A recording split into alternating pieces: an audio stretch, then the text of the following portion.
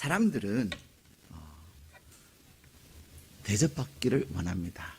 오늘 설교 제목 한번 따라 하실까요? 대접받고 삽시다. 어떻게 산다고요? 예, 대접받고 삽시다. 여러분, 우리는 당신은 사랑받기 위해 태어난 사람, 당신의 삶 속에서 그 사랑받고 있지요. 우리는 그 찬양 참 좋아해요. 이 찬양은요, 예수 안 믿는 사람도 이렇게 같이 불러요.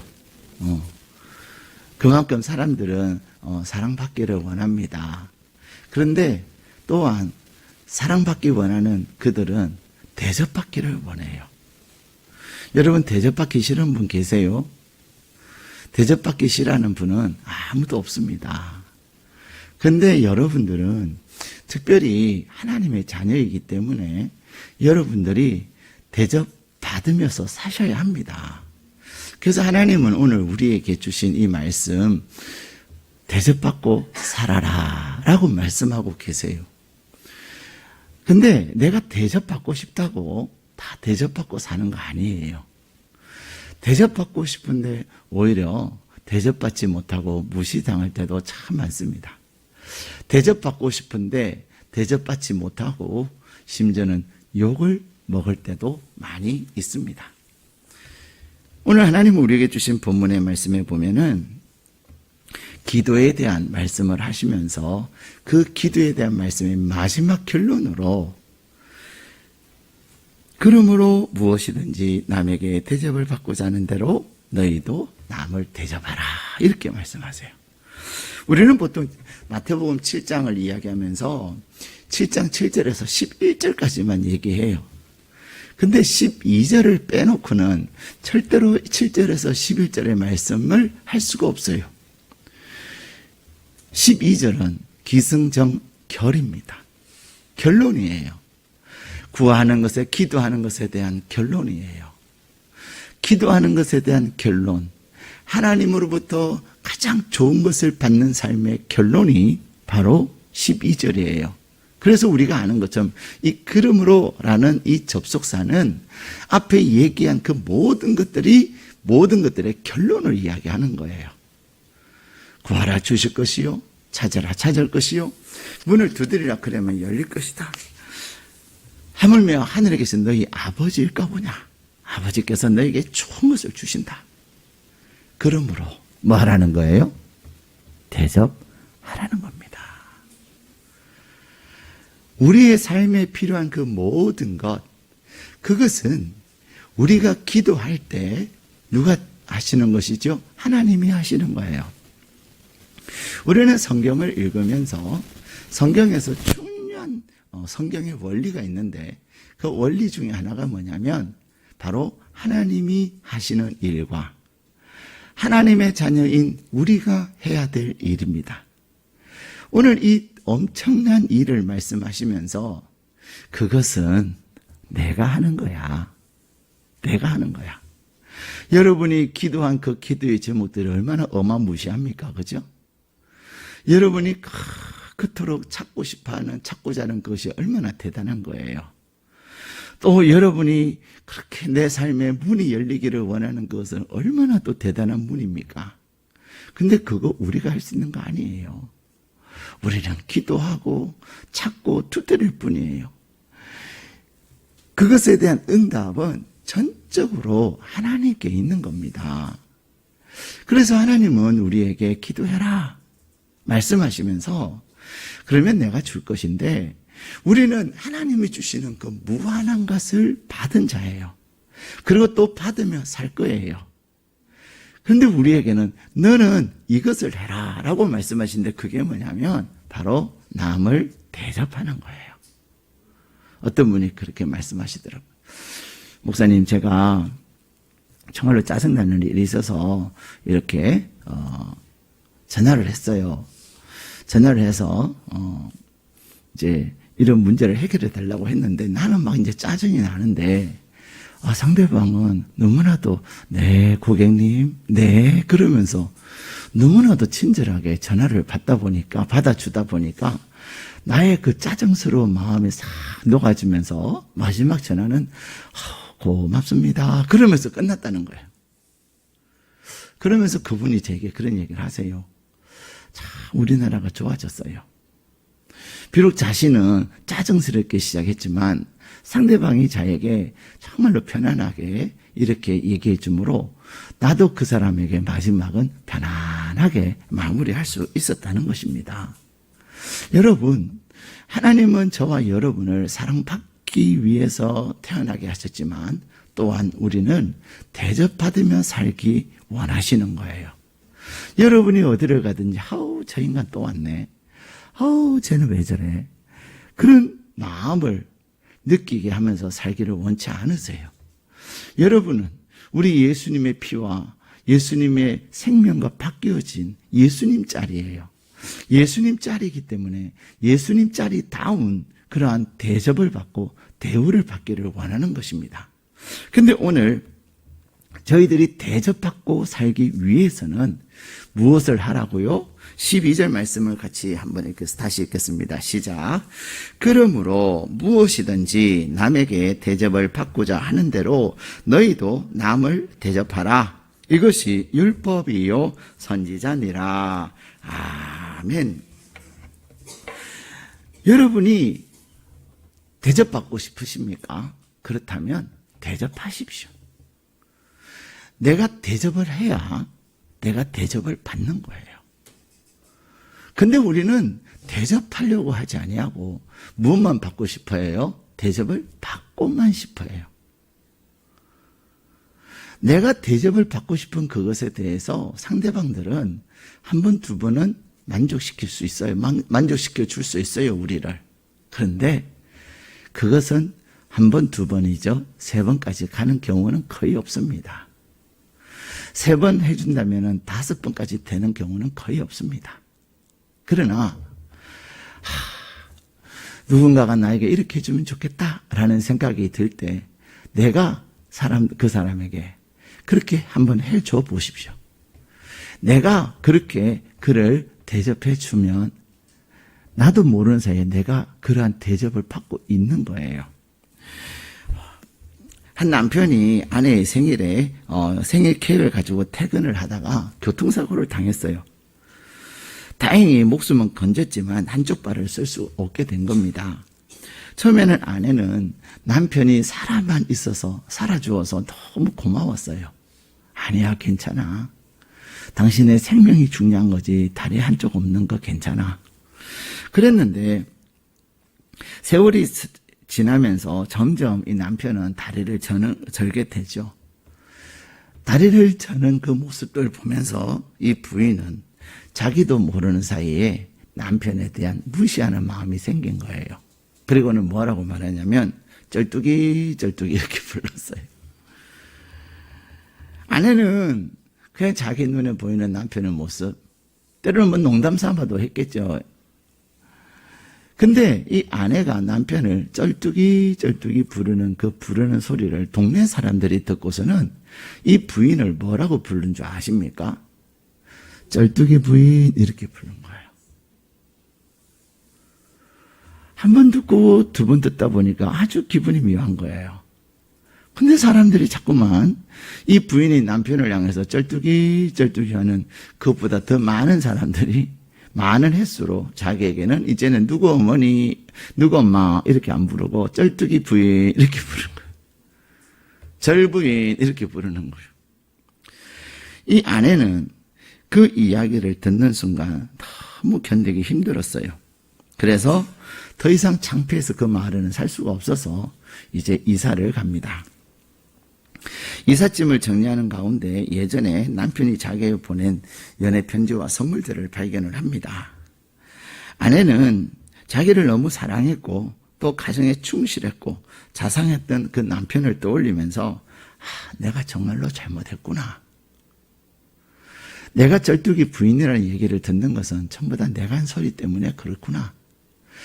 그래서 이 부인은 이제 그 남편을 향하여서 박사님이라고 부릅니다. 또 이 남편이 박사예요.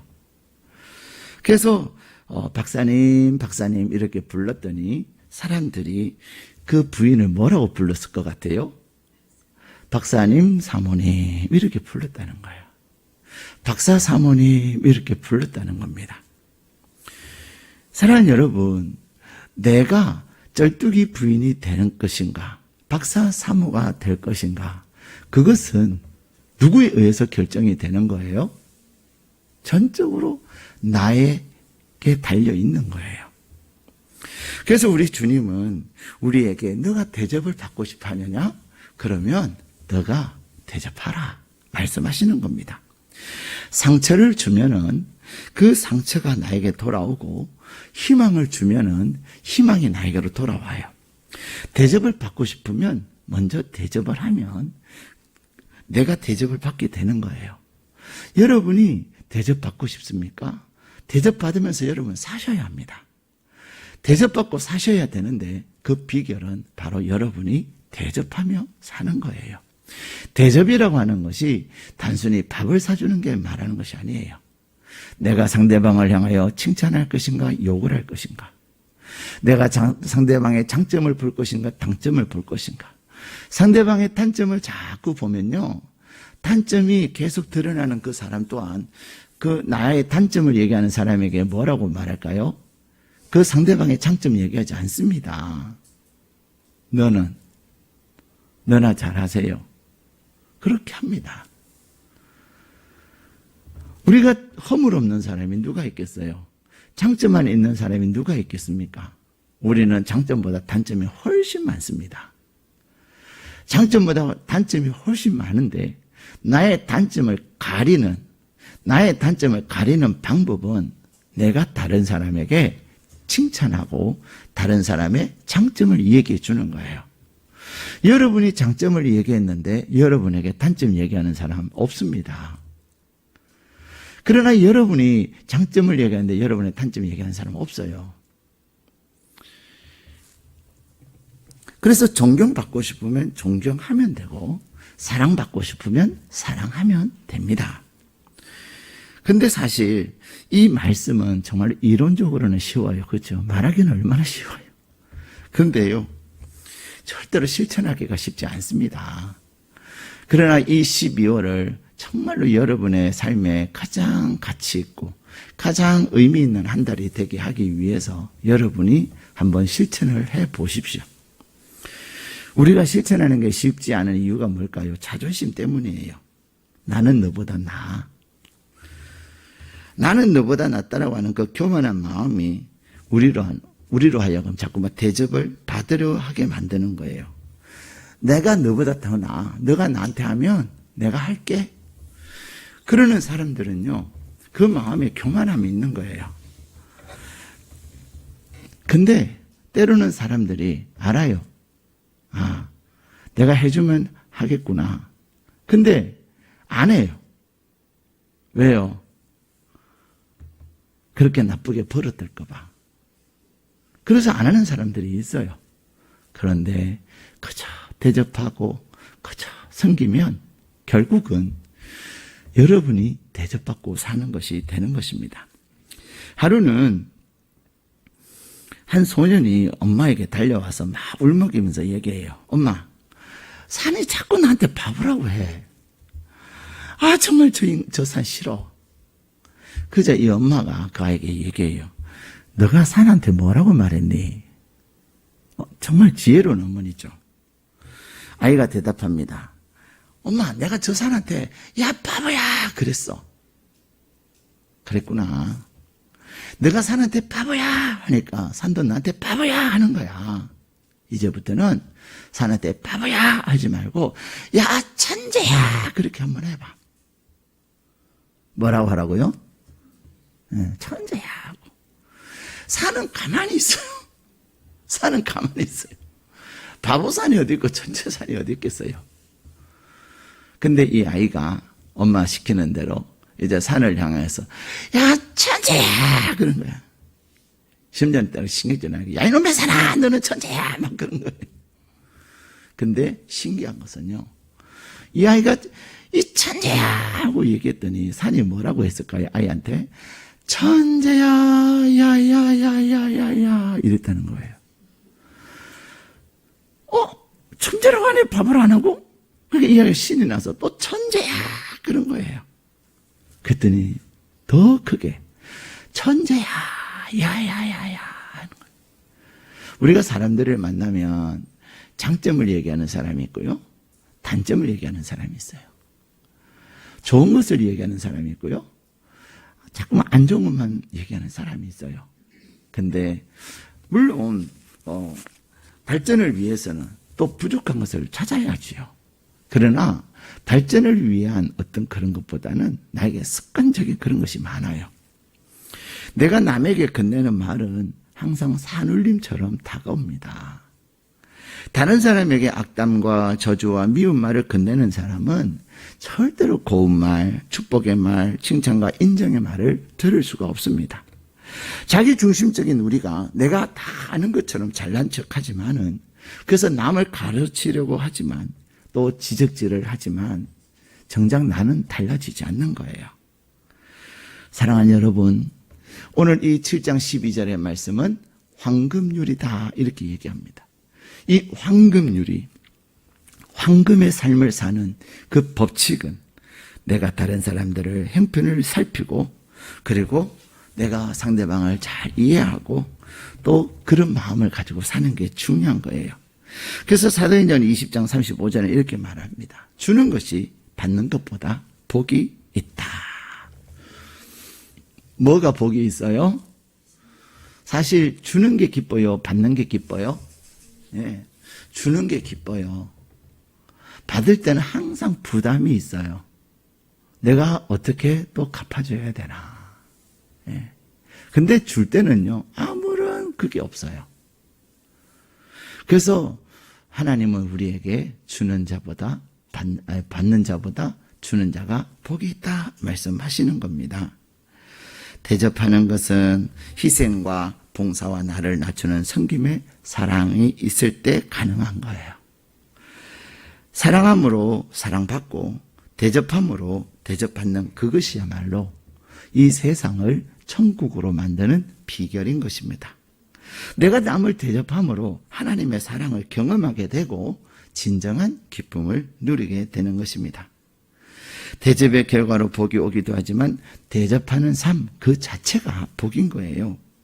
그러므로 이 12월 2022년을 마무리하는 이 달에 여러분이 최고의 황금을 누리는 삶, 가장 복된 삶, 그 삶을 대접함으로 누리시기를 축복합니다.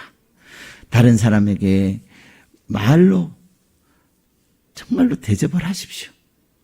여러분에게 지적하는 것이 좋습니까? 그렇다면 지적을 많이 하십시오. 근데 여러분이 칭찬받기를 원하신다면 칭찬을 많이 해주세요. 내가 한 말 그대로 메아리 쳐서 나에게 다가옵니다. 내가 사랑을 이야기하고 내가 축복을 이야기하고 내가 상대방에게 좋은 것을 이야기할 때 그것은 나에게 감당할 수 없는 메아리로 나에게 다가오는 거예요.